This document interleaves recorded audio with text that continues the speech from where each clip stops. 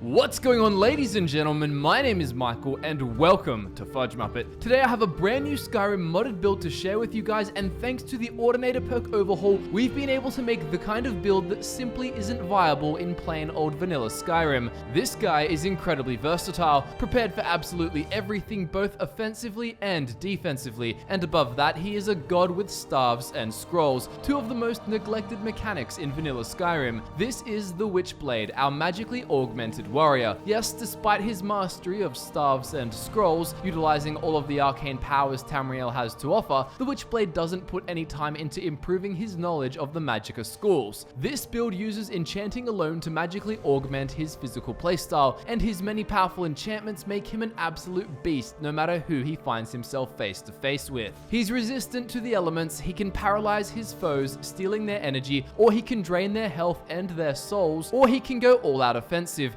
charring, freezing, and electrifying anyone who stands in his way. When he isn't devastating his foes, the Witchblade is fortune hunting. He is obsessed with gems and jewels, venturing deep into Skyrim's neglected crypts and tombs to unearth ancient treasures. Before we get into the build, let's quickly run over the mods to use. Also, don't forget that timestamps for video navigation can be found in the description below. The first mod we'll use is the alternate start mod for role-playing purposes. We then have Imperious Races of Skyrim for a fresh take on racial bonuses. In a similar vein, the Andromeda Standing Stones of Skyrim mod revitalizes the Standing Stone effects. Then we have the all-important Ordinator perk overhaul, which gives us all of our great gameplay possibilities, including the effective implementation of staves and scrolls. And finally, we have the Apocalypse Magic mod. While we won't be using spells from this mod, it does give us a benefit due to unique scroll effects and staves, so there's still plenty to get out of it. But with all of that mentioned, let's kick things off with the Witchblade's race, Standing Stone, and stats. The Witchblade is a Breton, which means he will start with the following stats. He'll have 95 health, 105 magicka, and 100 stamina. He'll also have 0.75% health regen per second,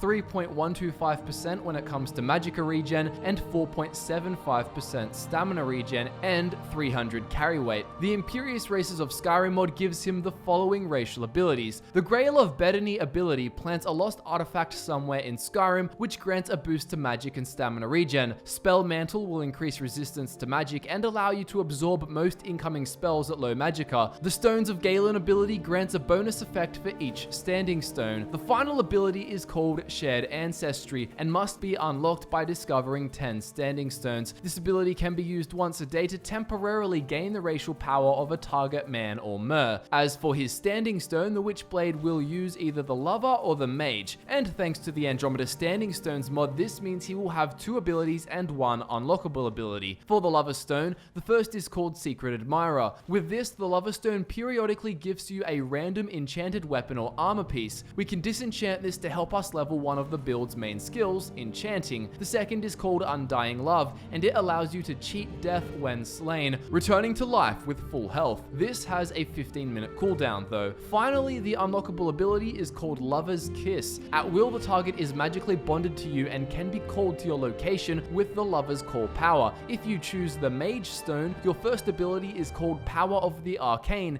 and it makes spells 10% more effective and scrolls 20% more effective. The second ability is called Mage's Path. With this, you can learn 2 mage skills of your choice 20% faster, sleep to change the choices. And the unlockable ability is called Ultimate Power. This can be used once per day, and it allows you to choose 1 out of 3 random schools of magic. Spells are twice as effective from this school of magic and cost half as much for 60 seconds. The Witchblade stat spread will be 100% health to protect him and to keep him alive. We won't be using any magicka, as you know, because we're not casting spells, and one of your weapon enchantments will actually help you to get any extra stamina you need by absorbing it from your enemies. If at any point you find yourself burning through more stamina than you'd like, feel free to put some investment into the stat, maybe making it a 90-10 split. The Witchblade was born in the city of North Point in High Rock. As a port city at the peak of the Borealis coastline, North Point was a trade hub. The lighthouse towered over the surrounding shoreline, beckoning traveling ships to the docks. The Witchblade's father would thank that lighthouse every morning for helping him to make his money. His father was a savvy man. He traded rare gemstones with foreign merchants, getting the very best goods from distant lands before the nobility could. That was where the real profits came from. But in order to trade with the many merchants coming and going from North Point, the Witchblade's father kept in his possession centuries-old gems and jewels, the likes of which most foreigners would trade their first daughters for, and for his father, these valuable gems cost him absolutely nothing, for he took the liberty of inheriting them from long-dead Bretons. Granted, they hadn't technically willed the gems to him, but what use were expensive jewels to dead men? His father set out once a month to raid old forsaken tombs and ruins from eras past along the Borealis coastline and along the Rivenspire region. Where superstition and respect for the dead kept other treasure hunters away, the Witchblade's old man capitalized. Thanks to his exploits, the Witchblade lived a life of relative luxury in Northpoint. He never really wanted for anything, but his father wanted to foster an ambitious spirit within him, so at the age of 10, the Witchblade's father took him on a special expedition, one he'd been planning for months. His mother protested, fearing for their safety. The Witchblade was young and inexperienced with a sword, and the destination of their expedition, the fabled Crypt of Hearts, was not a place for an unseasoned traveler. His father dismissed the protests with a mocking grunt. He claimed that he knew what happened to children who were sheltered and coddled all their lives. They all joined the Mages Guild, and so together they set off to the south, tracking an ancient dungeon that most men dared not seek. The archway serving as the entrance to the Crypt of Hearts was adorned with a large grinning skull. The place was an old mausoleum built by the ancient Aelids, and according to his father, a massacre took place when the crypt was used as a magic school for wealthy mages. The place may well be haunted, but it was undoubtedly treasures galore, untouched by other fortune seekers. The Witchblade was visibly shaking from fear. It was as if the air stilled, weighed down by a sense of ominous foreboding the moment they entered beneath the grinning skull. Inside, statues stood watch, their dead eyes following the Witchblade and his father. The very walls were carved away in places, revealing the shapes of skulls in the stone. Some of these skull carvings had garnet gemstones inlaid in the eye sockets, obviously intended to intimidate those who wandered the dark winding passageways. The Witchblade's father slapped him on the back and pulled a chisel from his belt. Without so much as a care for the consequences or respect for the crypt, he hammered the chisel under the garnets, popping them loose into his hand. He held them before his son, and the Witchblade was mesmerized by their crimson sparkle. It was anybody's guess how long these gems had been here, and yet they were shining like they were cut yesterday. Their victory was short-lived as they heard a disturbance from just behind them. What seemed like inconspicuous piles of bones, inconspicuous in the context of this overall creepy crypt, had suddenly started to stir. As if by magic, the piles formed into skeletons, and their eyes glowed a pale blue. The Witchblade's father pushed in front of him and motioned with his hand for him to retreat further down into the passageway. He backed off, and the skeletons swung their old rusted swords at his father. It was 4 against 1, and his father worked hard to parry each of their blows. He had to do something. He looked around and saw a pedestal in the wall. There seemed to be some kind of slot, only it was empty. On the floor nearby, the Witchblade's eye was caught by a mysterious magenta-colored gem. Without thinking, he picked it up and placed it in the slot. It fell into place with a satisfying click and immediately pulsed. The Witchblade was thrown to the floor by a magical force, and he saw sparks of lightning erupt from the gem. A moment later, the skeletons exploded into a shower of bones. His father avoided the sparks by a hair's breadth. Grateful of their findings and valuing their lives more than ever, they left with their small haul, 2 crimson gemstones and 1 magenta gem, approximately the size of the others combined. The Witchblade soon learned that what he had found was called a soul gem. He visited a mage in Northpoint to haggle over the price, but was offered some useful knowledge. He could sell the gem or learn more of its true power. The Witchblade chose the latter and began to read about the power of enchanting and soul trapping. As he grew into adulthood, he began plundering ruins and crypts like his father, seeking out soul gems and souls to fill them. He also had a love for all gemstones, especially for those lost to time in ancient crypts. One cold winter morning, he met a merchant in the docks, a lively Nord who'd traversed the frozen dangers of the Sea of Ghosts. After learning of the Witchblade's love for unearthing ancient jewels and treasures, he spoke of the plentiful barrows and crypts back in his homeland. Intrigued by the possibilities, the Witchblade traded a gemstone for a spot aboard the Nord's galleon, with his sights set on Skyrim.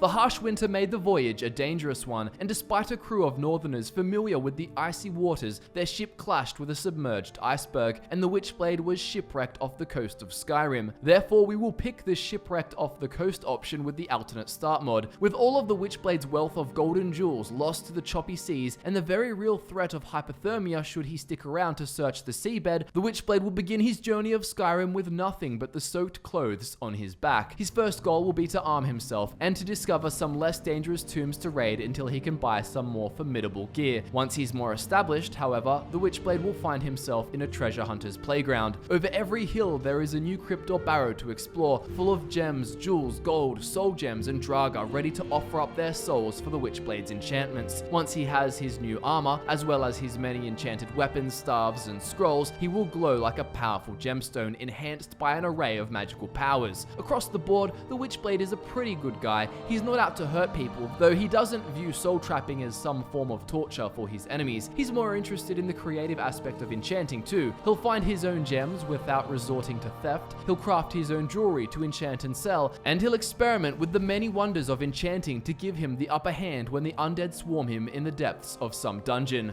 As for quests, the College of Winterhold is a good place to learn more about enchanting, while also having the opportunity to explore tombs and uncover artifacts. The Dawnguard DLC is also a good option, siding with the Dawnguard of course, and the Companions Guild is also a viable pick. The werewolf form isn't really a part of the role-playing, but you could make room for it if you wanted to. The main story will give the Witchblade many chances to explore Skyrim, learning prophesied secrets and ancient powers, and the Dragonborn DLC will allow this to continue, and also allows you to help out Neloth with his quests, eventually letting you get access to his staff enchanter. Azura's Daedric quest is a must to get your hands on the Black Staff for soul trapping, and pretty much every Daedric quest will make the Witchblade curious. While jewels catch his eye more than anything, he's not going to deny the value of Daedric artifacts. However, he may not be willing to compromise his morals just to get his hands on them. He could, if necessary, easily make a fortune doing what he loves without meddling with such dark forces. So now that we know the Witchblade's origins as well as his role-playing and faction choices, let's take a look at how that'll impact his skills, spells, perks, and his overall playstyle. The main skills for this build will be one-handed, heavy armor, smithing, and enchanting. Only 4 skills, but thanks to the Ordinator perk overhaul, these 4 skills are much more in-depth and will provide a ton of possibilities for gameplay. Before we look at the perks to take from each skill, let's quickly run over spells. Now obviously, as I said, the Witchblade doesn't have any investment into schools of magic, so he won't technically learn any spells. However, he will use plenty of scrolls, and will have staves that act very similarly to spellcasting. Due to our perks, scrolls will be incredibly powerful, 600% stronger by the time we hit 100 enchanting, so you can use any scrolls you find, and all of them will be really effective. But with that said, here are the Witchblade's essential perks from each of his 4 skills. First up, we have one-handed, and for the Witchblade, who is constantly creating new enchanted gear and exploring new tombs filled to the brim with mortal danger, having an arsenal of powerful weaponry is a given. The Witchblade uses a variety of one-handed weapons to give him an edge against any foe. His sword unleashes the elements on his foes, his axe sucks the life from them while burning them and rending their souls from their bodies, and his mace fatigues them, even paralyzing them at times. From the one-handed skill tree, take one-handed mastery 2 out of 2, furious strength, disciplined fighter, thundering blow, aftershock, bleed like a lamb 3 out of 3, mangle 2 out of 2, denting blows 3 out of 3, smite 2 out of 2,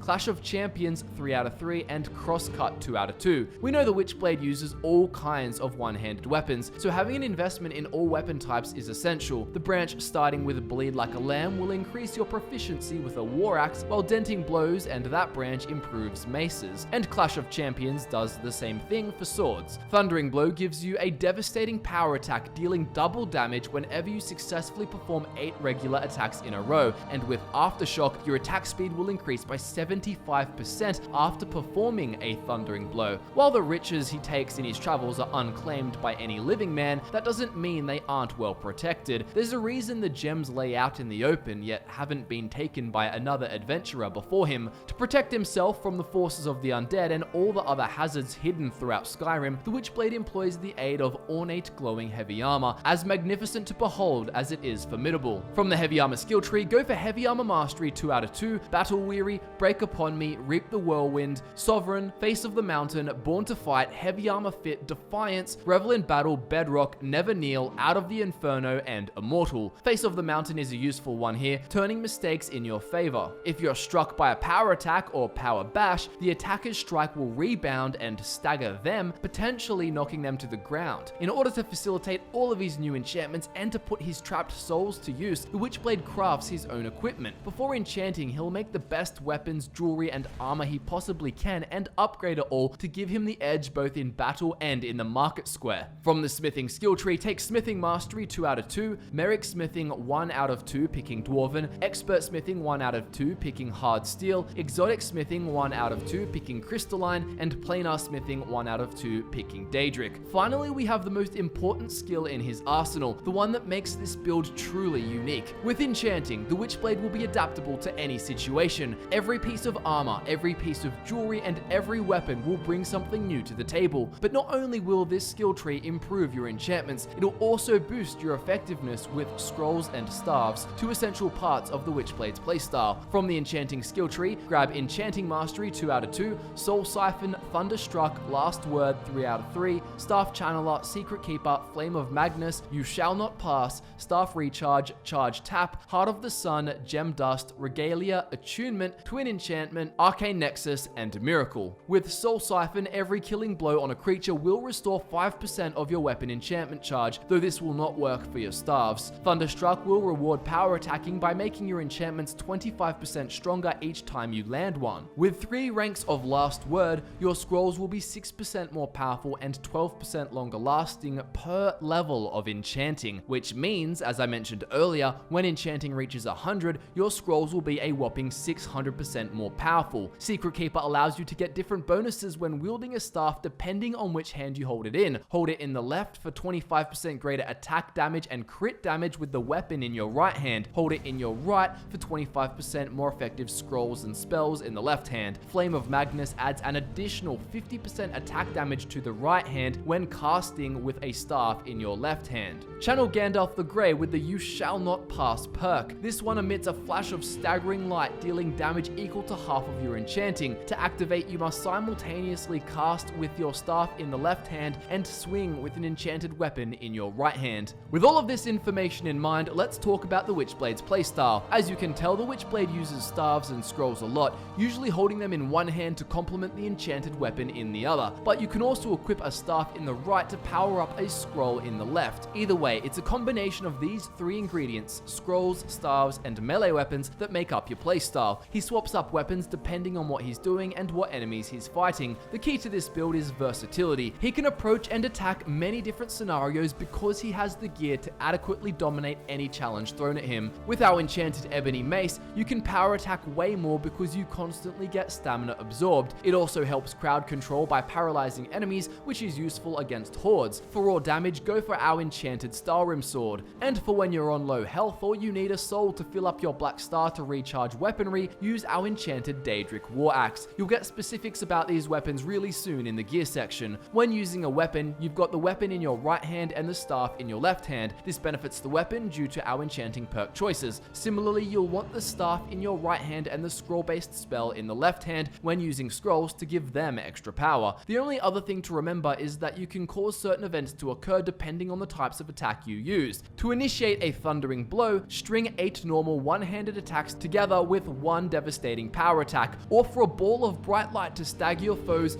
use your staff and enchanted one-handed weapon at the same time. The Witchblade will look the part thanks to the immersive armors mod. The Witchplate armor set glows with blue writing, and together with your staves, scrolls, and enchanted weapons, and the fine jewels around your neck and finger, the Witchblade will be radiant. Smith this set up to its max potential and then add a ring and necklace of your choice. As for weapons, you'll need to craft a Skyrim sword, an ebony mace, and a Daedric war axe, and obviously smith them all up as much as you can. Every piece of gear I've mentioned needs to be enchanted when you're skilled enough. On the headpiece, there aren't many useful options. You could add water breathing and any other enchantment you want. On the necklace, use the miracle perk for a 3rd enchantment and get fortify one-handed, resist magic, and shock resistance. On the ring, get fortify one-handed and fire resistance. On the chest piece, get fortify health and resist poison. Put fortify one-handed and fortify carry weight on the gauntlets, then fortify one-handed and frost resistance on the boots. As you can see, this armor set makes us very versatile. For your Skyrim sword, apply frost damage and chaos damage. This just gives us a really high damage output weapon. Then put fiery soul trap and absorb health for your Daedric war axe, so we can trap souls into soul gems and restore our health when needed.